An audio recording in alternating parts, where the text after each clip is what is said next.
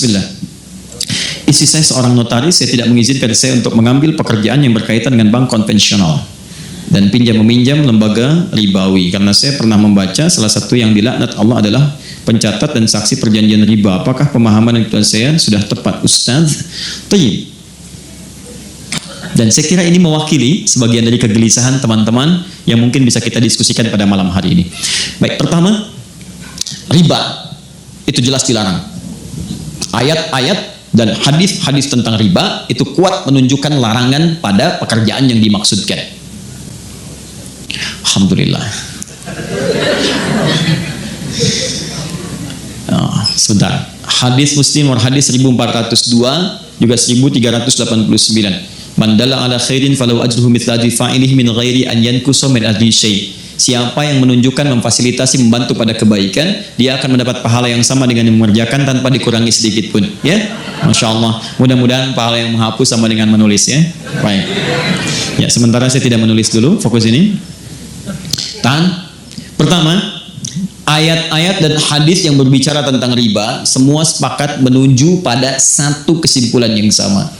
Haram riba. Ya, kalau bicara tentang riba jelas haram. Quran surah kedua misalnya Al-Baqarah ayat 275. Paling kanan sebelah atas.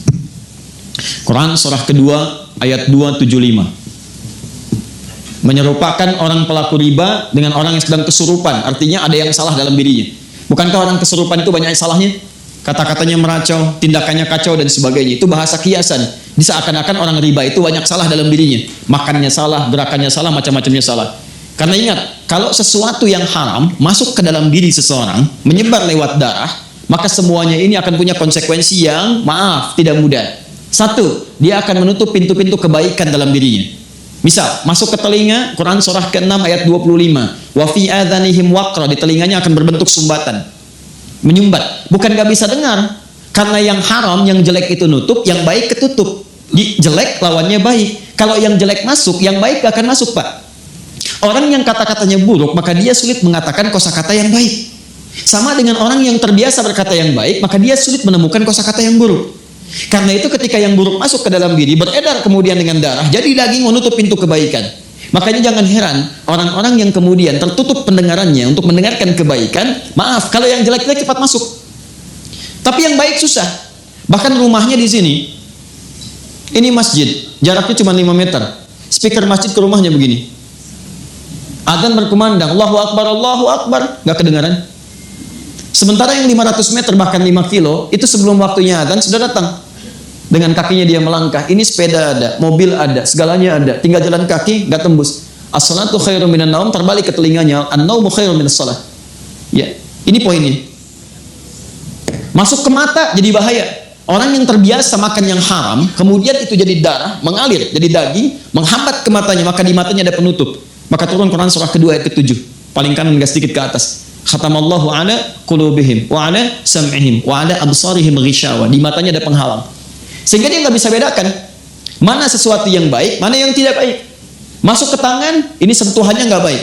Sudah senang dengan yang haram. Kalau yang haram sudah menguasai dirinya, maka yang halal-halal akan cenderung terhindari. Istri yang halal sudah tidak dipandang lagi. Suami yang halal sudah tidak peka lagi. Anak yang halal sudah tidak disenangi lagi. Semua akan tergerak pada kepentingan-kepentingan yang haram. Seperti minyak tidak bersatu dengan air, maka haram pun tidak akan pernah bersatu dengan halal. Karena itu Allah katakan, pelaku riba itu cenderung punya masalah dalam hidupnya seperti orang yang kesurupan, dikerjai oleh setan. Kemudian sampai ke ayat Quran surah kedua, ayat 278-nya diminta untuk bertobat. Kemudian ayat 279-nya diminta untuk kemudian oleh Allah Subhanahu wa taala dengan ancaman yang kuat, kalau tidak mau bertobat maka Anda seakan-akan mengajak perang dengan saya dan Rasul. Maaf ya Bu ya, Pak ya. Anda dengan manusia saja kalau orang kuat sulit untuk mengalahkannya. Sekarang pengen ngajak perang dengan Allah. Maaf, kalau Anda punya masalah dengan manusia, saya punya masalah dengan orang Bandung, saya pindah ke Jakarta. Saya punya masalah dengan orang Indonesia, saya pindah ke Malaysia. Saya punya masalah dengan orang Asia, saya pindah ke Eropa. Tapi Anda punya masalah dengan Allah, mau lari kemana? Itu poinnya. Maka saya belum bicara tentang hukum, saya ingin bicara pertama tentang riba. Riba itu jelas haram. Riba sama dengan haram. Tahan. Maka segala unsur yang terkait dengan riba, semua keterangannya lewat hadis Nabi Sallallahu Alaihi Wasallam, baik pelakunya, baik pemberinya, baik pencatatnya, baik saksinya, dia dilaknat oleh Allah Subhanahu Wa Taala dan Rasulnya, tetap mendapatkan hukuman yang sama, haram. Pelaku, pemberi yang menerima, saksi, bahkan pencatat, fasilitator. Awas, saya belum bicara tentang profesi, saya bicara tentang riba. Jadi kalau ada orang mengerjakan kemudian riba, ya, bahkan saat ada alternatif yang lain dia paksakan untuk mengerjakan riba, maka dia masuk dalam kategori ini. Haram sama dengan dosa. Laknat, kalau sudah ada laknat, resikonya tidak mudah. Laknat itu resikonya paling dahsyat itu neraka jahanam. Baik, ibu tahu neraka yang paling ringan? Tadi kalau bapak baca Quran, naik sedikit ke ayat 56-nya, An-Nisa 56 itu neraka yang paling ringan. Paling kanan sebelah atas. Innal ladzina kafaru bi ayatina sawfa nuslihim nara. Orang-orang yang sulit diingatkan oleh kami melakukan dosa-dosa, tapi dosanya yang standar, yang biasa-biasa, itu dosa juga. Kemudian dia kerjakan itu melewati amal solehnya kemudian turun, amal salahnya naik. Masuk dia ke neraka yang paling ringan, sawfa nuslihim nara. Kami tarik ubun-ubunnya. Nusli itu dicelupkan seperti bikin teh celup. Pernah bikin teh celup? Ya, nanti coba ke ruang makan, ambil celupan, masukkan. Teh celup itu kan celupkan, angkat ya. Nah, nanti ada orang ditarik ubun-ubunnya, dicelupkan ke neraka. Kullama nadijat juluduhum, setiap dicelupkan hancur semua tubuh dan kulit-kulitnya. Kenapa kulitnya disebutkan? Karena kulit indera perasa yang paling kuat. Jadi kalau ada orang dipukul kena kulit atau dicambuk kena kulit, cambukan pertama pasti sakit luar biasa. Karena kulitnya masih ada. Selanjutnya cambuk. Ketika mengelupas akan berkurang rasa sakitnya. Makanya kata Allah, ketika kami celupkan hancur dengan kulitnya, kemudian baddalnahum juludan ghairaha, kami angkat, kami sembuhkan lagi sehingga kulitnya tumbuh lagi. Liyadzukul adab, supaya merasakan adab seperti serupa tadi, tidak berkurang sakitnya. Itu sekali celup Pak, satu harinya sama dengan 1000 tahun, satu detiknya sama dengan 48 hari. Kalau mau coba silahkan aja. Ini yang paling ringan.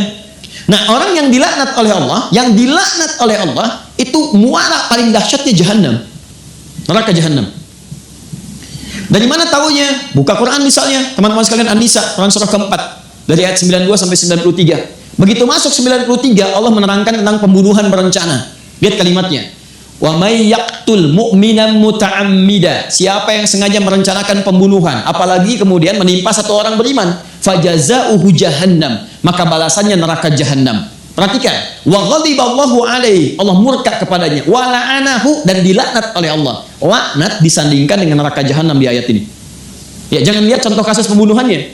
Lihat kemudian pengertian hukumannya. Kata Allah, masuk neraka jahanam, kemudian dibenci oleh Allah, dimurkai, kemudian mendapatkan laknat. Di laknat itu ketika turun dari Allah, maka muaranya bersamaan dengan neraka jahanam. Ya, persamaannya. Nah, sekarang dalam kasus riba ini, orang yang sengaja mengerjakan riba maka akan dilaknat oleh Allah. Maka saat kembali kemudian kepada Allah, kalau dia tidak bertobat, maka muaranya neraka jahanam.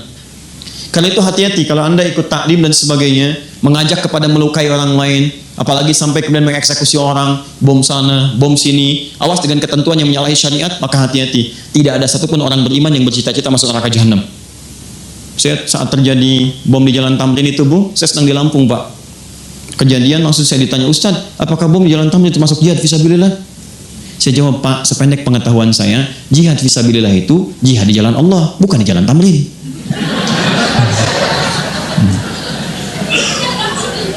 Sekarang balik sini ya. Lihat sini, fokus. Ini baru riba. Saya mau terangkan hukum dosa dulu. Nah, setelah itu baru kita masuk kemudian kepada pertanyaan. Ada bank konvensional tadi disebutkan.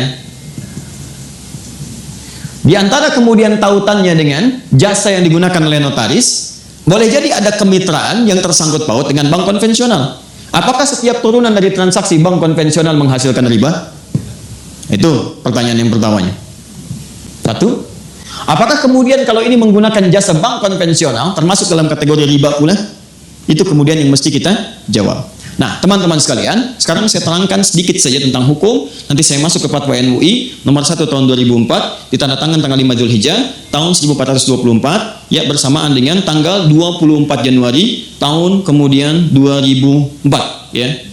Jadi setahun sebelum didirikannya INI. Sini. Tahan, fokus ini. Pertama, lihat sini. Riba sama dengan haram. Haram itu hukum. Ada 5 hukum dalam Islam di usul fikih. 1 haram, kedua kemudian ada halal, ketiga ada mubah, keempat ada sunnah, kelima ada makruh. Baik, hukum ini akan selalu terkait berkelindan dengan perbuatan, bukan barang. Ingat, perbuatan. Setiap ada perbuatan, maka melekat hukum di dalamnya. Hukum sama dengan perbuatan. Ingat ya, bukan barang ya, bukan barang. Jadi semacam istilah uang haram, sebetulnya bukan uang yang haram. Tapi perbuatan yang menjadikan uang itu sulit untuk digunakan pada aspek-aspek yang baik. Nah sekarang, kaidah selanjutnya, fokus. Perbuatan ini akan terkait berkelindan dengan sebab. Dalam usul fikih disebut dengan ilat namanya. Kaidahnya berbunyi, gak usah dihafal, yang penting paham. Al-hukmu yaduru ma'a illatihi. Al-hukmu yaduru ma'a illatihi. Hukum itu terkait dengan perbuatan yang terkait berkelindan dengan sebabnya. Apa sebab perbuatan itu yang menyebabkan dia dihukumi dengan 5 hukum tadi? Tahan. Ya, sampai sini nggak apa-apa, masih remang-remang, nggak ada masalah. Hukum terkait dengan perbuatan. Perbuatan terkait dengan sebab. Yang menyebabkan hukum turun, ini sebabnya. Apa sebab motivasi perbuatannya? Nah, sebab ini cukup menarik dalam tinjauan hukum Islam. Bahkan, yang pasti halalnya pun, itu bisa berubah jadi haram karena sebabnya. Seperti yang haram pasti pun, itu bisa berubah menjadi halal karena sebabnya. Contoh, sholat. Sholat itu halal atau haram? Sholat, bahkan wajib. Hukumnya wajib, halal, bahkan wajib. Wajib dikerjakan. Tapi ternyata yang wajib ini bisa menjadi haram dikerjakan saat ada sebab tertentu yang mengiringi penunaiannya. Contoh, sholat dengan ria. Ria itu pengen dilihat orang. Orang sholat harusnya dilihat Allah. Dia sholat motivasinya pengen dilihat orang. Sebab dia sholat ke masjid itu karena pengen dilihat orang, bukan pengen sholatnya. Maka turun ayat fawailul lil musallin. Celaka orang sholat. Disebut celaka. Jadi Anda bayangkan, yang sholat aja ada peluang celaka, apalagi yang nggak sholat. Nah, siapa yang sholat ini? Bukan semua orang sholat. Alladzina hum an sholatihim sahun. Yang lalai dalam sholatnya. Siapa orang lalai ini? Alladzina hum yura'un, yang ria. Sholat yang hukumnya wajib, itu bisa berubah haram ketika dikerjakan dalam konteks ria dalam mengerjakannya. Paham? Nah, saya tanya lagi, ada hewan yang hukumnya haram. Apa diantaranya? Baik, babi. Hewan itu haram, diharamkan misalnya. Babi, hukumnya haram. Jelas haramnya. Tapi ada sebab tertentu yang menjadikan babi itu bisa berubah kemudian jadi halal dalam sementara waktu. Bukan selamanya. Contoh, Anda misalnya ada tugas, kemudian penelitian, sampai studi banding ke Cina, daratan yang paling jauh, masuk ke wilayah yang terpencil, tiba-tiba nggak ketemu hewan yang halal. Ayam nggak ada, yang mukillah. Kambing nggak ada, sapi nggak ada, yang ada cuma babi. Sehari tahan, 2 hari, 3 hari sudah mulai lapar dan kelaparan. Dalam posisi demikian, apakah boleh makan babi, Bu? Tidak, besar begitu babi. Tidak bisa. Yang boleh makan daging babi, setelah itu dipotong dulu, dimasak dulu. Babi kan besar, bagaimana bisa dimakan? Ya? Nah, lihat sini. Tahan. Fokus ini. Jadi, ambil sebagian dagingnya, kemudian dia mulai dibersihkan, dia dimasak dengan baik dan sebagainya. Dan di saat itu, dia menjadi halal. Lihat, halal untuk dimakan, untuk menutupi rasa lapar saja, bukan untuk dinikmati. Bukan untuk dinikmati. Ya, jadi sifatnya sementara. Perhatikan baik-baik ya. Semua yang berhukum tetap ketika ada sebab tertentu pasti sementara sifatnya. Ya, ini siap, lihat baik-baik. Ini hukumnya haram karena ada sebab tertentu, maka dia sementara menjadi halal sampai hilang sebabnya itu. Begitu Anda kemudian menemukan ayam, maka babi sudah tidak halal lagi. Tinggalkan babi. Sekarang yang dimakan apa? Bukan ayam besar begitu, daging ayam yang dimakan. Ya, Anda sembelih dulu, kemudian potong itu, masak dengan baik, baru dimakan. Babi tinggalkan, maka hukum halal bagi babi pada satu yang sementara sudah tidak berlaku lagi. Sekarang, maaf, sampai sini paham nggak? Kalau sudah paham, pemahaman ini secara simpel saja, mari kita terapkan dalam pertanyaan tadi. Lihat baik-baik, riba jelas haramnya. Bank konvensional memuati suatu hukum yang di dalamnya mengandung unsur riba. Bunga yang telah ditetapkan sebelumnya. Kemudian dia bisa bertambah, bahkan lebih fatal daripada jahiliyah. Saat jahiliyah itu jatuh tempo, baru kemudian kalau tidak bisa bayar bunga berlaku. Bank konvensional sebelum jatuh tempo sudah dituliskan sekian, bahkan dia bisa bertambah. Itu jelas riba. Tahan sebentar. Nah, di sisi yang lain ada fundamental ekonomi yang menentukan stabilitas dalam muamalah, bahkan dalam sistem pemerintahan.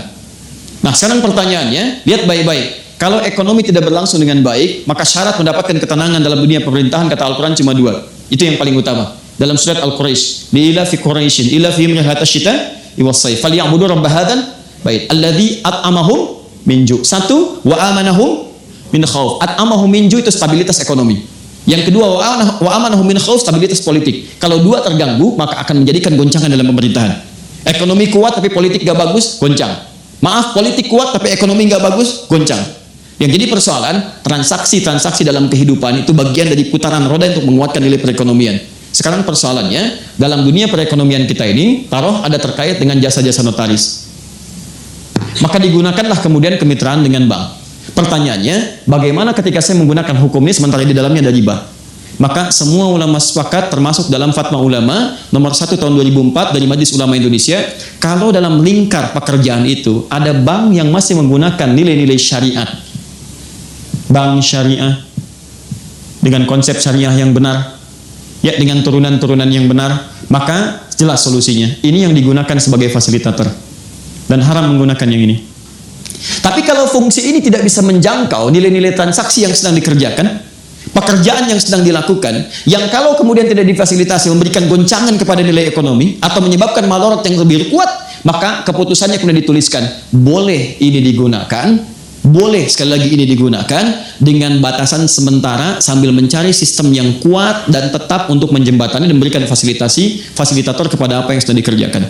Jadi kalau pertanyaan cepatnya, sepanjang bisa di-cover oleh bank-bank syariah dengan hukum yang benar, maka itu kemudian yang dipilih. Tapi kalau itu tidak bisa di-cover, bahkan memberikan madarat yang lebih besar, maka Anda boleh menggunakan bank konvensional dengan tujuan menggunakan sementara sebagai jembatan untuk menyelesaikan persoalan dan untuk mencari yang lebih baik lagi ke depan.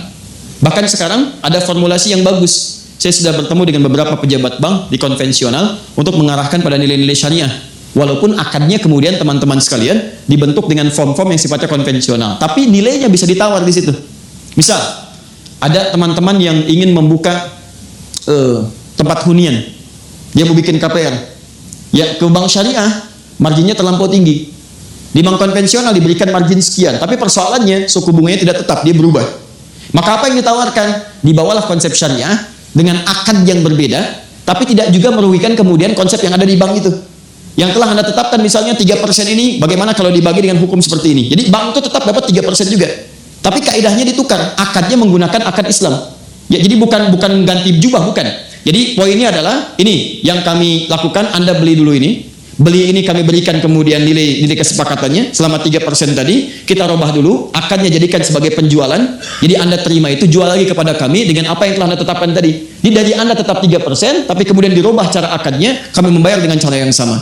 Dan tidak terjadi penambahan nanti. Ketika jatuh tempo tidak bisa bayar, konsekuensinya Anda kemudian berkomunikasi dengan teman-teman Anda, saling menutupi. Supaya kemudian tidak terjadi tambahan-tambahan yang hadir atau menjadi tuntutan dari pihak bank untuk menagihnya.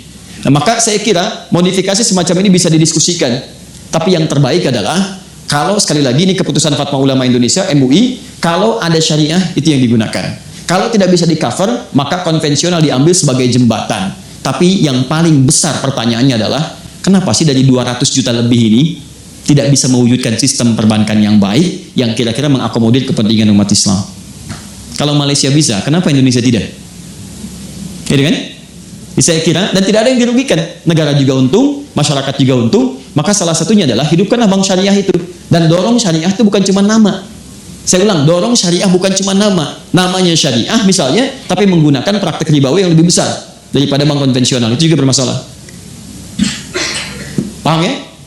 Nah, jadi kesimpulan singkatnya, dalam konteks demikian, jika ada bisa itu ditangani oleh bank syariah, maka bank syariah itu yang diutamakan. Jika tidak memungkinkan, maka boleh menggunakan kemitraan dengan bank konvensional sepanjang memahami itu sebagai wasilah, bukan sebagai tujuan. Allahu a'lam bissawab. Itu yang mengatakan bukan Adi Hidayat, yang mengatakan adalah kesimpulan dari fatwa ulama dengan referensi-referensi yang kuat di Quran, hadis. Juga Anda bisa buka kitab Al-Majmu' Syarah Muhadzab misalnya, juz yang ke-9 karya Imam An-Nawawi. Ya, juga fatwa ulama dari luar, Majma' Buhuth yang di Kairo, Majma' Buhuth, kemudian yang di Saudi dengan yang lain-lainnya menyampaikan penyampaian yang sama. Semoga kajian ini menambah ilmu dan kehati-hatian kita dalam mencari rezeki yang halal. Jauhilah riba dalam segala bentuknya, dan mohonlah kepada Allah agar diberi keberkahan dalam harta serta kehidupan. Jangan lupa Bagikan video ini agar semakin banyak saudara kita yang terhindar dari bahaya riba. Wassalamualaikum warahmatullahi wabarakatuh.